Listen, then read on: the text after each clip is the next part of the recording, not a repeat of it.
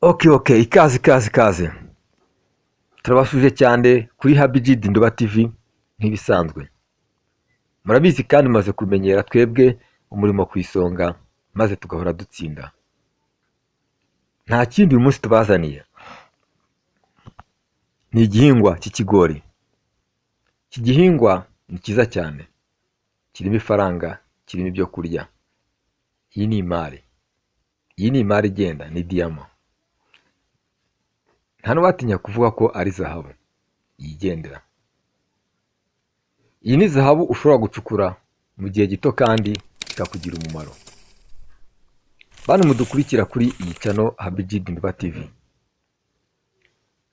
buri gihe nk'ibisanzwe tubanza kubifuriza amahoro y'Imana, tukabifuriza guhaha no kuronka aho muba mwagiye mu mpande zose n'aho muba mudukurikira muherereye. Imana ibahe umugisha. Mbere yo gukomeza kandi turashimira n'aba barakoze subscribe kuri iyi channel Habijid Nduba TV.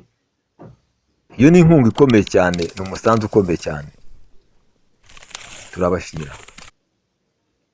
Hanyuma ikindi twababwira, mwibuke gukora subscribe, mukore like, share na comment kugira ngo tujye tubana mu biganiro byose.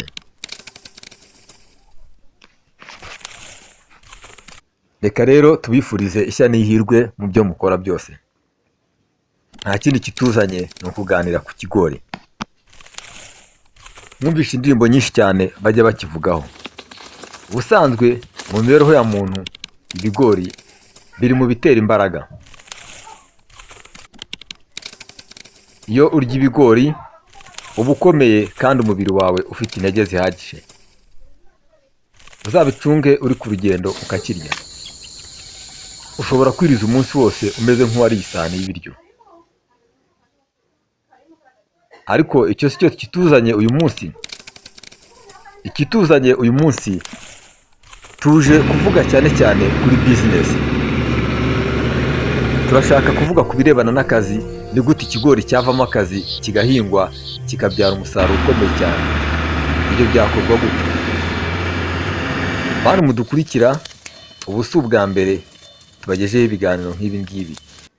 Tuzabagezaho n'ibindi bitandukanye byinshi, byose birimo biganisha ku gushaka umurimo. Ni gute twakora tugahora dutsinda? Umurimo ni gute wajya ku isonga? Ubu ndagira ngo nkubwire ko ubuhinzi bw'ibigori buri mu byinjiza amafaranga menshi ku isi yose. Mu Rwanda by'umwihariko, politike y'u Rwanda yagishyizemo imbaraga iki gihingwa cy'ikigori, kuko yabonye harimo inyungu nyinshi cyane. Banza umenye impamvu ugiye gukora iyi business yo guhinga ibigori. Iyi business yo guhinga ibigori ugiye kuyikora kugira ngo ube igisubizo cy'ibintu bitandukanye.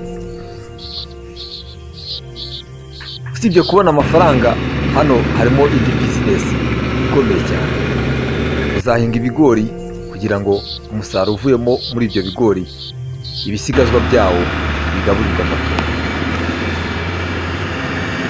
Hamwe rero tubiganireho. Icara neza hanyuma twige.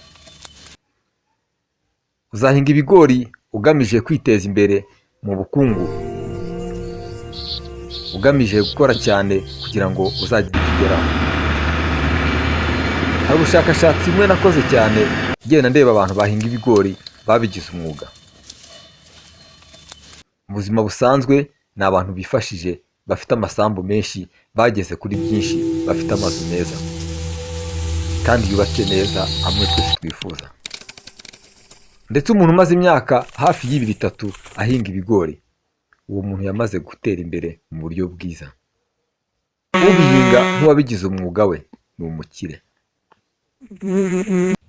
Nagira ngo tuganire ku kintu cyo, ese nk'umuntu aramutse ahinga hegitari, urabizi neza ko iyo wahinze hegitari ibigori ukabyitaho mu gutangira kubitera, ugatera imbuto nziza, ugatangiza amafumbire yabigenewe, imborera ndetse na ire ku bipimo biteguwe biteganyije, kugira ngo ibi waba ubizi neza ko bitanga umusaruro mwiza. Uzageramo hagati mu ibagara, ukabagarira ku gihe, ku nshuro ya mbere ukongeraho ifumbire ya ire, ndetse no ku ya kabiri ukongeraho ire, byanashoboka ukazabagara inshuro ya gatatu ugashyiraho ire na dapu. Ibi byagufasha kweza umusaruro munini cyane ku buryo ushobora kugera hafi nibura ya toni 8 kugera hagati ya 11 n'ebyiri gutyo. None ahangaha ubwo ni ibiro bingahe? Ni ibiro byinshi, 1000 wenda n'urugero nk'ijana, nk'igihumbi n'ijana. Reka tubare haramutse havuyemo toni bikaba ibiri 1000. Ibiri 1000 ugiye ku isoko ikiro muri aka kanya nticyajya munsi y'amafaranga. Reka twiganire, ikiro ntigishobora kujya munsi y'amafaranga wenda 400 cy'ibigori. Ukubye n'ibiri 1000 ni amafaranga angahe?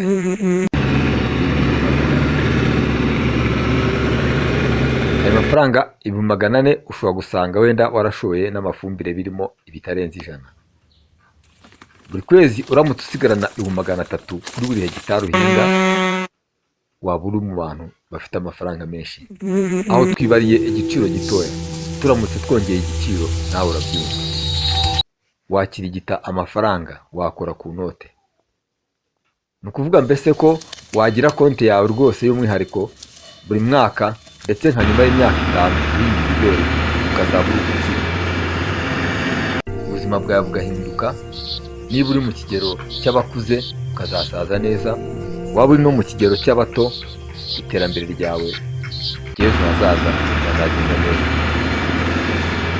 Ibyo birasobanura neza ko ubuhinzi bw'ibigori bushobora kuba buri mu bintu bya mbere bishobora kugira umumaro umuntu uwo ari we wese wabyitabira.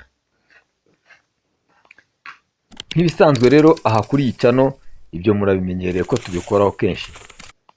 Tuganira ku bintu nk'ibyo, tukivugira ibintu bishobora kuba byateza umuntu imbere kandi vuba.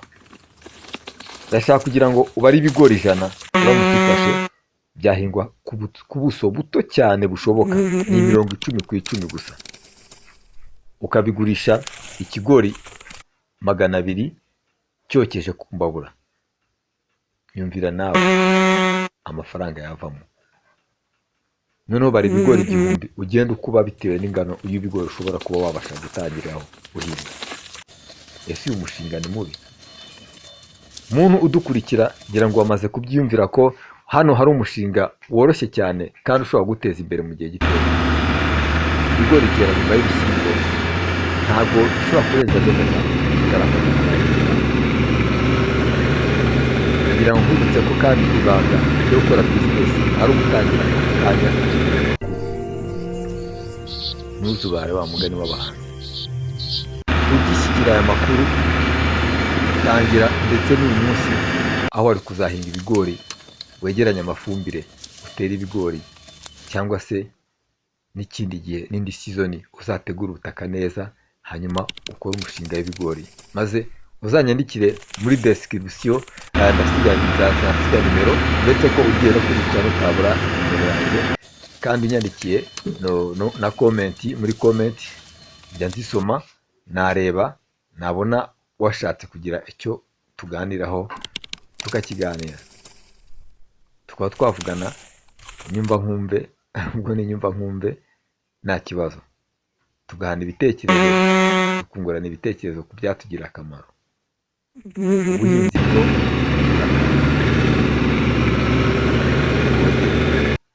nibwo buvamo ibidutunga, niyo soko y'ibitugirira akamaro, niyo soko y'imibereho ubundi muri make. Igitangaje ni uko n'amafaranga twirwa dushaka nayo arimo ku bwinshi. Nagira ngo rero umuntu ukurikira iyi channel wese mwifuriza umugisha kwa no kuronka, gusa ko akwiye kwitabira cyiza cyane gishobora kuba cyagukiza kikaguteza imbere. Murakoze rero, mukomeze mukurikira ibiganiro byacu umunsi ku wundi.